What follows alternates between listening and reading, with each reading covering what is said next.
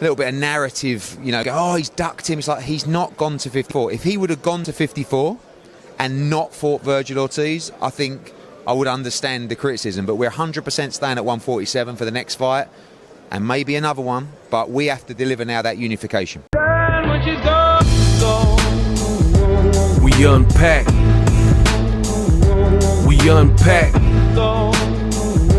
We unpack. Coming to your live boxing ego unpack. Yeah. We unpack. We unpack. We unpack. Coming to your live. Jaron Boots Ennis, his career is definitely in a vulnerable and kind of a weird position. In this video, I'm gonna break it down and give you guys my thoughts. Eddie Hearn did an interview. He's present for the WBC convention in Germany, and he says that Jaron Ennis's priority is he didn't take the Virgil Ortiz fight because he's not moving up to 154. So his priority is to unify the division. And basically, Eddie Hearn is saying he doesn't understand why people are painting the narrative of Jaron Ennis ducking, which I'll get to later in this video. So he says, quote, the decision was not to move up to fight Virgil Ortiz. I feel sorry for Jaron, but ultimately he's not a 154-pound fighter. If he was, he'd be fighting Virgil Ortiz. He went on to say, we're chasing the unification fights. Teofimo Lopez, you've seen the stuff on that. We, Jaron Ennis's team, actually loved that fight, but he still wants to unify. But if we can't unify, he's got a decision to fight Teofimo Lopez. If he had gone to 154 and not fought Virgil Ortiz, I would understand the criticism. We're 100% staying at 147 for the next fight and maybe another one, but we have to deliver the unification, right? All right, so ego thoughts, let me break this down. I mean, it's funny in boxing with the politics and, Eddie Hearn saying a narrative and things like that, but this is fairly simple to understand why people are calling it a duck and it doesn't look good or bode well for Jaron Ennis. For starters, let's just start with the most basic of things. Jaron Ennis is big for a welterweight. You could just look at some of these pictures and see he's massive for the welterweight division, right? So that's one issue. We know his body probably could use the break and less of a weight cut as he gains in age, getting halfway in his 20s, closer to the 30 mark. It will probably benefit him. The only reason that he's able to probably make welterweight at this current juncture is because he's young and he's in his 20s. He seems to be a gym rat and a hard worker, and that's it. But I want to say it was the fight with David Avocado. That particular fight, he looked like he struggled to make weight. He looked a bit better the fight week for the Karen Chukadasian fight, the rematch, but his time at welterweight looks like it's drawing to a close because he's just big at welterweight. And I've said that from day one. So that's the most simplistic way I could put it. Second, you, me, or anybody in this boxing game will be held liable. There's a strict liability to what you say. You will be held accountable to that.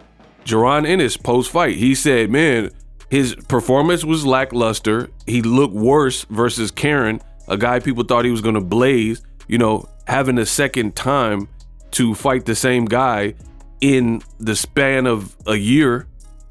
You want to see special fighters make the appropriate adjustments to clear the air, and look better if there was criticism for the first fight. Jaron Ennis failed at that mission. You look at a guy like Mayweather.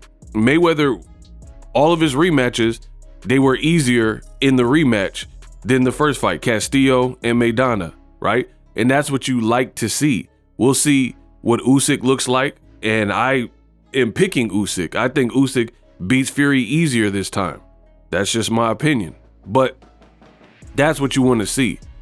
Boots did the opposite and regressed he pitched a shutout versus Karen Chukadze in the first fight, and in the second fight, he actually lost rounds and got hit more. So credit to Karen for making adjustments to try to make the fight. So these things are starting to compound, and that's why I said Jaron's in a very weird position in his career right now. You said post-fight, seemingly because you knew that you didn't perform as expected, you said you were going to stop Karen in the rematch. You didn't. So post-fight, Jaron Ennis said, man, I think I need to move up to 54. You said that. So when Riyadh season presents you with the career high payday and a fight that people have wanted to see for years, and you turn it down, then that's a bit weird. Speaking of weird, there's a lot of double talk that you're seeing from fighters and their teams where it's not adding up. People are saying X, Y, and Z, but something is not truly adding up. So Eddie Hearn just said that an offer was made to fight Virgil Ortiz, and he said he contacted Jaron Ennis and said, yo, they want to know your decision. Are you moving to 54? Virgil Ortiz is on the menu. You know what I mean? That's a fight that they're trying to put together. He said, I don't know. Virgil Ortiz is a good fight for you. We need to know.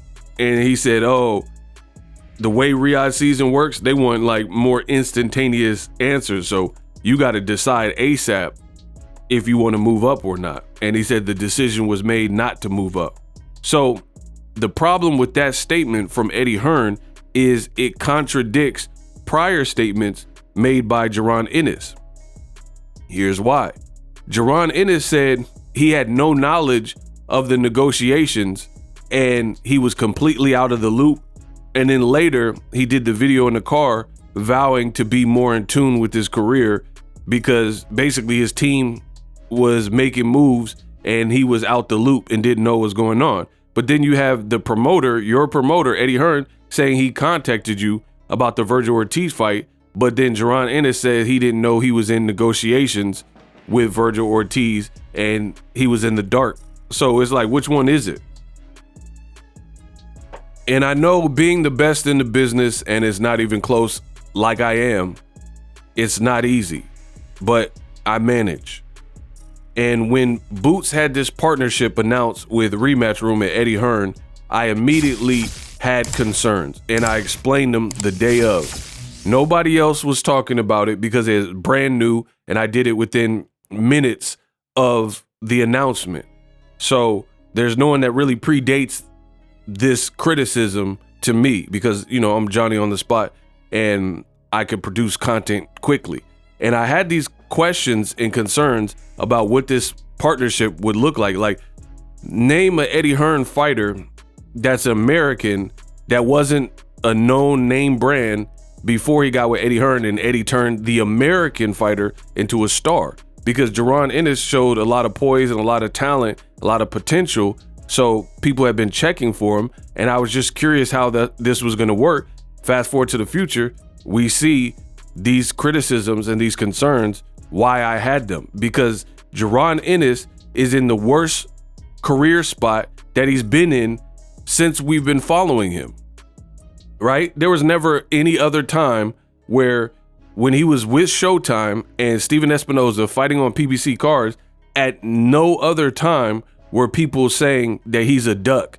And there was paperwork and known offers of him not fighting somebody that was a good fight that people wanted to see. If anything, he was calling out Crawford, Errol Spence couldn't get the fight. And he was putting on sensational performances, early round knockouts, and, you know, Castillo Clayton and guys like Thomas Delorme knocking him out easy. Now he's getting hit more and he has this whole duck cloud over him with the Virgil Ortiz. Turkey Al-Ashik even said Jaron gave us his word and then he went back on his word and changed his mind. So again, Turkey is saying he gave us his word, but Jaron Ennis is saying he had no knowledge of negotiations. Looking shaky. So like I said, I'm the best. in the business, and it's not even close. The stuff I say actually adds up. This is my concern with Jaron Ennis, and now it's on Front Street. Everybody can see the issue. And here's the other thing. Eddie Hearn's talking about a unification, but trying to make a fight with UK fighter Conor Benn, who failed a PED test, with Mario Barrios. And then Barrios also is looking at Pacquiao, right? So Eddie Hearn, he's double talking. He's talking out of both sides of his mouth, where he's saying, oh, Jaron, I don't see why people are saying he's ducking because he's staying at 47. He wants to unify. There's only a handful of guys that are champions. There's only 4 belts, that we consider. Boots has one of them, meaning there's only 3 guys left. And Eddie is not securing any of these fights. And one of the opponents, Barrios, they're trying to secure that fight for a completely different non-champion fighter from the UK, as I just mentioned, Conor Benn. And then you look at Stanionis, I told you, he's fighting Giasov. That's his mandatory. He's also an Eddie Hearn fighter. So Eddie Hearn knows for a fact that he's trying to advocate for Boots getting a unification, but he and his company are involved in other people getting their next fights, and those people aren't Jaron Boots Ennis. And then the only remaining champion is Brian Norman, and we already know what happened when they said that fight was being looked at. They said they tried, they couldn't agree on money, and as a result, the fight fizzled out and didn't materialize. So what's different? What's going to change now, right? These are the concerns that I had from day one, and now you guys are getting a full view and witnessing why I felt this way. If you're new to YouTube and you're struggling to get views, one tool I can provide to you is TubeBuddy. I've been on YouTube over 10 years. I use TubeBuddy daily to crank out videos just like this one that you're watching. Learn how the pros do it with TubeBuddy. YouTube receives a lot of traffic, which also means a lot of creators, a lot of people putting out content. So you need to learn the ropes so you know how to separate yourself, especially if you're new. But even if you're a pro, use TubeBuddy. The link is in the description.